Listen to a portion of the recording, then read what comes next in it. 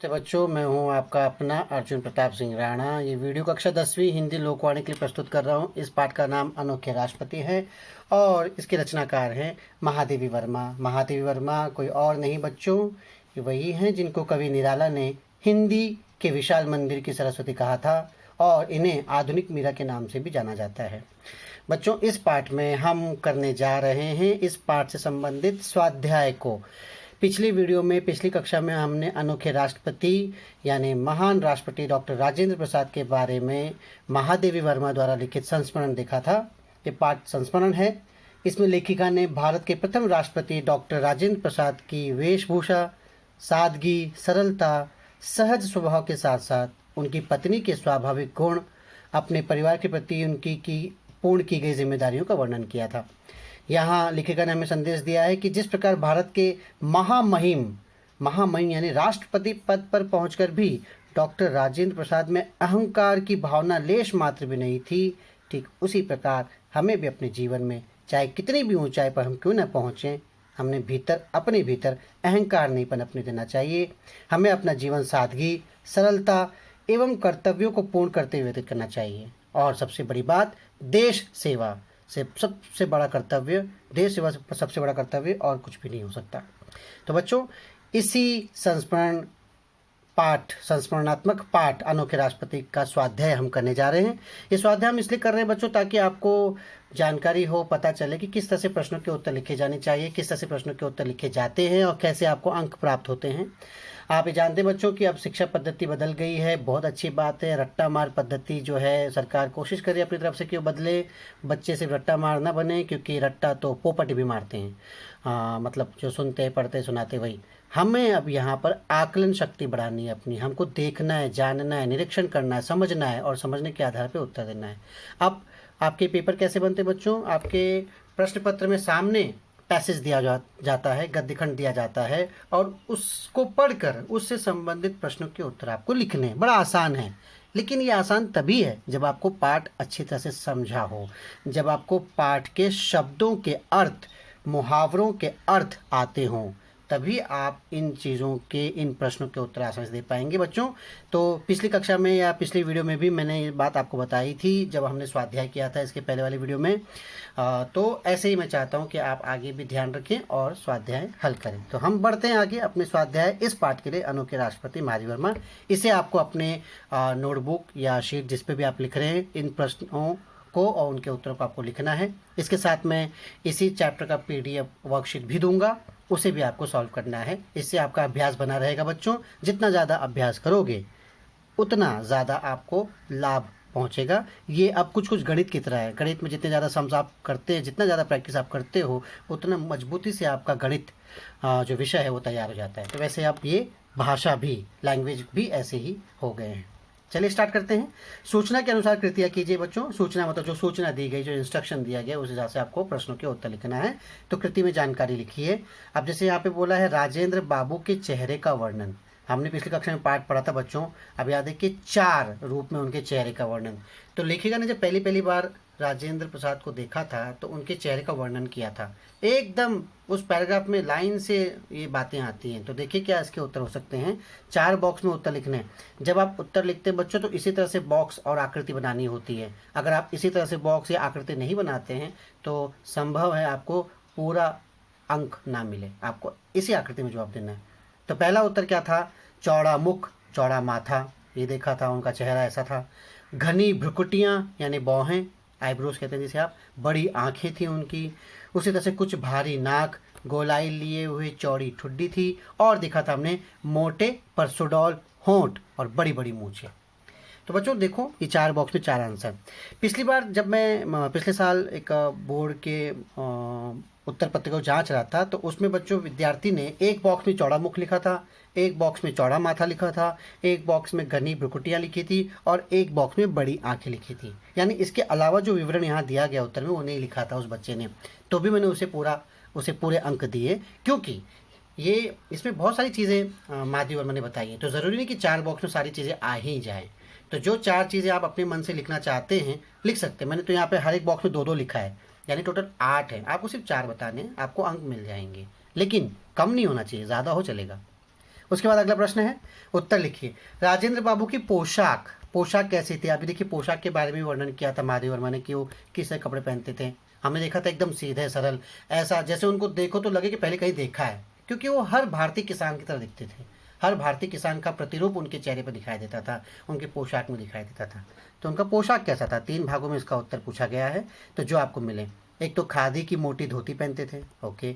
फिर मोटा खुरदुरा काला बंद गले का उनका कोट था, ठीक है। और उसके बाद गांधी टोपी। तो ये उनकी पोशाक थी, धोती, बंद गले का कोट, गांधी टोपी। हो सकता है और भी 2-4 चीज़ें दी हो, लिखिएगा नहीं, लेकिन 3 बॉक्स में 3 चीज़ें पूछी गई, तो आप 3 चीज़ें आपको लिखनी है।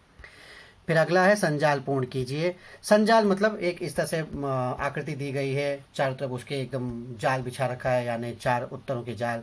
और वहाँ पे राजेंद्र बाबू की पत्नी के गुण, जब पहली बार हमने उनके पत्नी को जाना था, जब पहली बार लेखिका उनकी पत्नी से मिली थी, तब ये उनके गुण यहाँ पे दिखाई दिए थे। और क्या गुण दिखाई दिए थे? एक साध्वी है, साध्वी यानी एकदम सरल सिंपल।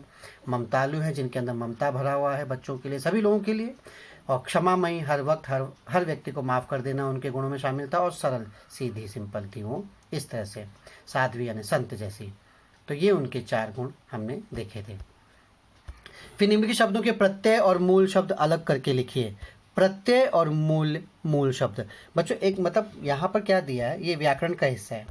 यहाँ पे एक शब्द दिया गया है, उस शब्द में से हमको प्रत्यय अलग करना है। प्रत्यय क्या होता है? प्रत्यय यानी सफिक्स, जो बाद में लगता है, पीछे लगता है शब्द के बाद में। और उसका मूल शब्द क्या था? मतलब आप अगर समझ नहीं पा रहे तो यहाँ पे देखिए मैं उदाहरण दे रहा हूँ। एक शब्द है बुद्धिमान, तो बुद्धिमान में मूल शब्द क्या है और उसमें प्रत्यय क्या लिखा है? तो देखिए बच्चों, प्रत्यय लगा है मान और मूल शब्द है बुद्धि। तो जब बुद्धि में मान लगा तो बना बुद्धिमान। आप समझ रहे हैं? जो ये है, इसको आप अंग्रेजी में सफिक्स कहते हैं, यानी शब्द के बाद नए अक्षर या नए शब्द को जोड़कर एक नया शब्द बनाना। उसी तरह से अगला दिया है यहाँ पर कि पारिवारिक, तो इसमें मूल शब्द क्या होगा बच्चों और उसमें कौन सा प्रत्यय लगा होगा? तो देखिए मूल शब्द होगा परिवार, उसमें प्रत्यय लगा है इक, तो बन गया पारिवारिक। फिर अगला है, तीसरा दिया है, ये स्वाध्याय में आपके टेक्स्ट बुक में दिया गया है बच्चों, वहीं से मैंने ये सारे शब्द लिए हैं। रोमिल, तो रोमिल में मूल शब्द है इल, नहीं प्रत्यय है इल और मूल शब्द है रोम, तो मिला के बना रोमिल। उसी तरह से अगला है ममतालु, तो आप तो समझ गए होंगे मूल शब्द क्या होगा? ममता, और उसमें प्रत्यय क्या जुड़ा है? आलू, तो हो गया ममतालु। ऐसे एक नया शब्द बन गया, ठीक है ना बच्चों? यहाँ आपको ज़्यादा अच्छे से समझ में आएगा। ये अगले प्रश्न में यहाँ पे जो मैं आपके सामने प्रस्तुत करने जा रहा हूँ, यहाँ उपसर्ग तथा प्रत्यय युक्त शब्द बनाकर लिखिए। मतलब एक शब्द दिया है, मूल शब्द दिया गया है आवश्यक, तो उसमें मुझे उपसर्ग लगाना है और प्रत्यय लगाना है। अब बच्चों सबसे पहले मैं थोड़ा सा आपको उपसर्ग का अर्थ बताता हूँ, उसकी परिभाषा बताता हूँ। उपसर्ग क्या होता है? उपसर्ग यानी जैसे आप अंग्रेजी में कहते हैं प्रीफिक्स, यानी पहले फिक्स करते हो। प्री यानी जैसे प्रीपेड है ना, पहले रिचार्ज कर देते हैं प्रीपेड। पोस्टपेड यानी बाद में बिल भरते हैं, वैसे तरह से प्री फिक्स, पहले फिक्स करते हैं, यानी उपसर्ग। उपसर्ग उस अक्षर या अक्षर समूह को कहते हैं जो किसी शब्द के पहले जुड़कर, जैसे यहाँ पे शब्द है आवश्यक, उसके पहले वो जुड़ जाएगा वो अक्षर या शब्द, और फिर उसके अर्थ में परिवर्तन कर देता है। जैसे उदाहरण के लिए बताऊं, कर्म के पहले सु लगा तो बन गया नया शब्द सुकर्म।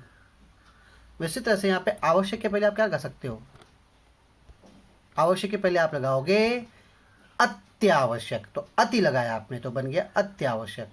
और उपसर्ग क्या होता है? उपसर्ग 2 शब्दों से बना होता है। उप का अर्थ है समीप यानी पास में, और सर्ग का अर्थ है सृष्टि करना, नया बनाना। एक बात और बता दो आपको बच्चों, उपसर्ग को आदि प्रत्यय भी कहते हैं। आदि प्रत्यय यानी स्टार्टिंग में, है ना, आदि प्रत्यय। तो इसका प्रयोग शब्द के आदि में यानी पहले किया जाता है। तो आवश्यक शब्द के पहले हमने लगाया अति, तो हो गया अत्यावश्यक, ठीक है। अब है बच्चों प्रत्यय। प्रत्यय क्या होता है? तो प्रत्यय के बारे में जानकारी देता हूं मैं आपको कि प्रत्यय का मतलब, प्रत्यय 2 शब्दों से मिलकर बना है, प्रति और आय प्रत्यय। तो इसका अर्थ है शब्दों के बाद में या बाद में चलने वाला या लगने वाला शब्द। आप समझ रहे हैं? प्रत्यय उस अक्षर या अक्षर समूह को कहते हैं, उस अक्षर यानी वर्ड या लेटर को कहते हैं जो किसी शब्द के बाद में अंत में जुटकर उसके अर्थ में परिवर्तन करता है। मतलब आवश्यक है जैसे मूल शब्द, उसके अंत में एक नया शब्द या नया लेटर हम जोड़ेंगे और जो नया शब्द बनेगा, तो देखिए आवश्यक में हमने क्या जोड़ा, ता, बन गया आवश्यकता। आपको समझ में आया बच्चों? ये है सफिक्स, यानी बाद में फिक्स करोगे आप, शब्द के बाद में। तो मूल शब्द आवश्यक के पहले फिक्स किया तो उपसर्ग बना अत्यावश्यक, मूल शब्द के बाद में फिक्स किया तो नया शब्द बना आवश्यकता। उसी तरह से यहाँ पे दिए गए कर्म में, तो मैंने अभी उदाहरण बता दिया, कर्म में उपसर्ग लगाओगे तो क्या बनेगा, सुकर्म, सु प्लस कर्म, सुकर्म। बच्चों जरूरी नहीं कि मैंने जो सुकर्म लगाया हुआ है, आप अगर दूसरा शब्द बनता है, दूसरा अक्षर लगने से दूसरा शब्द बनता है तो भी लगा सकते हो। जैसे यहाँ पे सुकर्म है, इसके पहले आप कु भी लगा सकते हो, तो कुकर्म हो जाएगा। सुकर्म यानी अच्छे कर्म, कुकर्म यानी बुरे कर्म। कहते हैं ना तुम्हारे कुकर्मों की सजा पूरे परिवार को भुगतनी पड़ रही है, वैसे ही। तो नया शब्द आप कुकर्म भी लगा सकते हो। उसी तरह से कर्म में प्रत्यय लगाया तो कर्मठता, जो काम करता है, जो कर्मठ होता है, वैसे। उसके बाद समय, समय के पहले क्या लगा सकते हो आप लोग, समय के सोचिए सोचिए जब तक मैं बोलूँ। समय के पहले असमय, और समय के बाद क्या लगाएंगे, समय पूर्व। असमय बिना बिना किसी टाइम के, समय पूर्व यानी समय से पहले, तो ये ऐसा शब्द लगाया गया है। ईमान में आप क्या लगाओगे, प्रत्यय तो बता दिया आपने ईमानदार, ठीक है, प्रत्यय में ईमानदार। उपसर्ग क्या लगाओगे, उपसर्ग बेईमान, और क्या लगाया, ईमानदार। और भी उदाहरण बच्चों इस तरह से आपके प्रैक्टिस के लिए अच्छा है। हृदय, हृदय के पहले आप क्या लगा सकते हो, जो उपसर्ग बने बाद में क्या लगा सकते हो कि प्रत्यय बने, तो हृदय के पहले यहाँ पे आपने लगाया सहृदय, है ना, और प्रत्यय क्या लगाया, हृदयालु, दयालु, हृदयालु। सफल के पहले तो बच्चे बच्चे सब लगाते हैं असफल, तुरंत आपके मन में आता है ना असफल। हाँ, क्यों आता है असफल, क्योंकि असफल नहीं होना है, सफल होना है। असफल हो गए तो क्या हुआ, सफलता के लिए प्रयास करना है। ओ, सफलता के लिए प्रयास कर रहे हैं, मैंने प्रत्यय भी लगा दिया, सफलता। चंचल, चंचल के लिए क्या बन सकता है आपके शब्द, और चंचल के बाद क्या बन सकता है, अति चंचल, वो बच्चा अति चंचल है। और उसके बाद चंचलता। डर, डर के लिए पहले क्या बन सकता है, हाँ, निडर, हमें निडर रहना चाहिए, तो नी प्लस डर, निडर। उपसर्ग लगाया नी, प्रत्यय क्या लगाया आपने, डरावना, डर में आवना लगाया तो डरावना हो गया। ठीक है बच्चों, तो उपसर्ग और प्रत्यय आपको समझ में आ गया होगा, उम्मीद है। आसान है, आपको पता है पहले से भी, अंग्रेजी में भी आपने प्रीफिक्स अफिक्स सुना है, सीखा है। अब आते हैं हम अभिव्यक्ति यानी स्वमत। बच्चों स्वमत सबसे फेवरेट पार्ट आपका, जो आप छोड़ देते हो। हाँ, फेवरेट होना चाहिए आपका, मर्जी से कुछ भी लिख सकते हो, लेकिन आप छोड़ देते हो, छोड़ना नहीं चाहिए। इसमें आपको प्रश्न पूछे जाते हैं, 2 अंक के लिए आते हैं, आराम से कुछ भी लिखो, प्रश्न से रिलेटेड आपको नंबर जरूर मिलेंगे। सादा जीवन उच्च विचार विषय पे अपने विचार लिखिए, कितना सिंपल है, सादा जीवन उच्च विचार, तो इस पर अपने विचार लिखना है। मैं जैसे लिखता हूँ, जैसे शुरुआत, सादा जीवन उच्च विचार, इस पर मेरे अपने विचार हैं कि हमारे देश में सादा जीवन और उच्च विचार के आदर्शों को पाला जाता है। भारत के अनेक महापुरुषों ने यही बात कही है कि अपने जीवन को सादे तरीके से जियो, लेकिन जीवन में विचारों को, उच्च विचारों को प्रधानता दो। और ऐसे कई महान लोग हुए जिन्होंने अपने सादे जीवन और उच्च विचार से संसार के लोगों का ध्यान अपनी तरफ खींचा। महात्मा गांधी, इनका जीवन सादा था लेकिन विचार ऊंचे थे, पूरी दुनिया में इनका नाम लिया जाता है। स्वामी विवेकानंद, सादा जीवन था। लाल बहादुर शास्त्री, डॉक्टर राजेंद्र प्रसाद, जिनका हमने पाठ पढ़ा, देखा ना आपने, किसान की तरह लगते थे एकदम, देश के राष्ट्रपति बन गए, लेकिन वही सादा जीवन उच्च विचार, सिंपल। तो इनको साधारण जीवन जीते हुए हमें भी ये प्रेरणा मिलती है कि हमें भी साधारण जीवन में जीना चाहिए, सादगी से जीना चाहिए, लेकिन विचारों को ऊंचा रखना चाहिए। बस इतना लिखो बच्चों और आपको नंबर मिल गए। 2 अंक का होता है, मात्राओं की मिस्टेक नहीं की तो शायद पूरे अंक मिल जाएंगे आपको। फिर आता है उपयोजित लेखन बच्चों। इस पाठ के अंत में उपयोजित लेखन यानी आपका कंपोजिशन पार्ट जो है, तो उसमें यदि मैं शिक्षा मंत्री होता, इस विषय पर निबंध लिखना है, तो आप अपने शब्दों में निबंध लिखिए बच्चों। मैं जानना चाहता हूँ कि आपने क्या लिखा है, इसको लिखिए। परीक्षा में पाठ से संबंधित ही निबंध आते हैं, आपने देखा अभी आपका टेस्ट लिया गया था थोड़े समय पहले, तो उसमें भी निबंध ऐसे ही आए थे।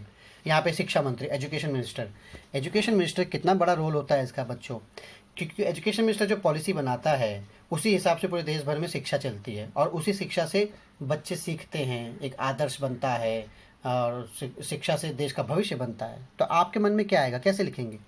आप जानते हो कि जब निबंध आप लिखते हो तो निबंध कैसा होना चाहिए, उसमें मूल रूप से पहले प्रस्तावना होना चाहिए, इंट्रोडक्शन, जिसमें आप बताओ कि आपके मन में विचार क्यों आया। उसके बाद फिर आप जब शिक्षा मंत्री बन जाओगे तो क्या क्या करोगे, ये सारी डिटेल, उसको आप कहते हैं बॉडी। और उसके बाद लास्ट में कंक्लूजन, निष्कर्ष कि आप बन गए नहीं बने, उस हिसाब से आप क्या सोचते हो क्या करते हो, ऐसे कंक्लूड करते हुए निष्कर्ष देना है। तो इस तरह से निबंध होता है। कम से कम बच्चों 4 पैराग्राफ मिनिमम तो होना चाहिए। पहला पैराग्राफ इंट्रोडक्शन के लिए, लास्ट पैराग्राफ अगर कंक्लूजन मानो तो बॉडी जो है 2 पैराग्राफ। ये मैं कम से कम कह रहा हूँ, बाकी आप जितना अधिक लिखोगे उतने अच्छे मार्क्स आपको मिलेंगे।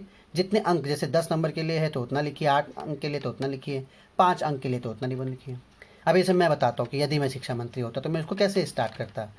मैं कहूँगा जैसे प्रस्तावना, पहले मैं इंट्रोडक्शन दूंगा कि किसी भी व्यक्ति के सर्वांगीण विकास के लिए उसका शिक्षित होना आवश्यक है। किसी भी देश का विकास तभी निश्चित होता है जब उसके नागरिक शिक्षित हों। कहते हैं कि आज का शिक्षित युवक ही कल का भविष्य है। तो शिक्षा व्यवस्था को बनाए रखने की महत्वपूर्ण जिम्मेदारी किसके ऊपर होती है? शिक्षा मंत्री के ऊपर। तो कभी कभी मैं सोचता हूँ कि कितना अच्छा होता यदि मैं देश का शिक्षा मंत्री होता। Dot dot dot. ये मेरा इंट्रोडक्शन हो गया बच्चों।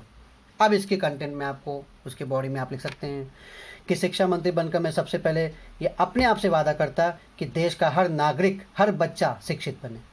अपने देश को साक्षर बनाने के लिए मैं हर वो काम करता जिससे कहीं कोई भी अनपढ़ ना रहे, और इन वादों को निभाने के लिए मैं पूरी कोशिश करता।